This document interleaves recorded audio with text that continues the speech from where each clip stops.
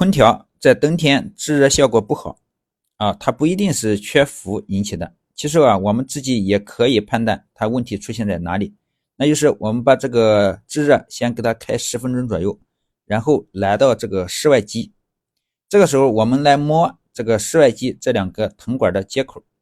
那它会有3种情况。第一种情况就是这个出管它不怎么热稍微有点温温的，那这种情况可能就是缺少制冷剂那我们需要加氟了。那还有2种情况，就是你摸这个管发现它很烫，那这个细管呢它就没有什么温度，那这种情况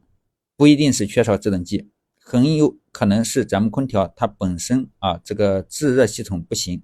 那你这种情况加氟可能也解决不了问题那还有第3种情况，那就是我摸这个管比较的热并且烫手，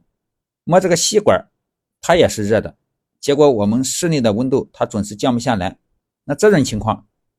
我们就需要到室内机找原因了。首先我们要打开这个室内机的这个外边的这个面板，打开之后你会看到里边有2个过滤网。如果这个过滤网脏了，它会影响咱们室内的这个风量的一个循环，那又会造成咱们制热效果差。咱们清洗过滤网就可以解决。如果大家还有什么问题，可以在评论区给我留言。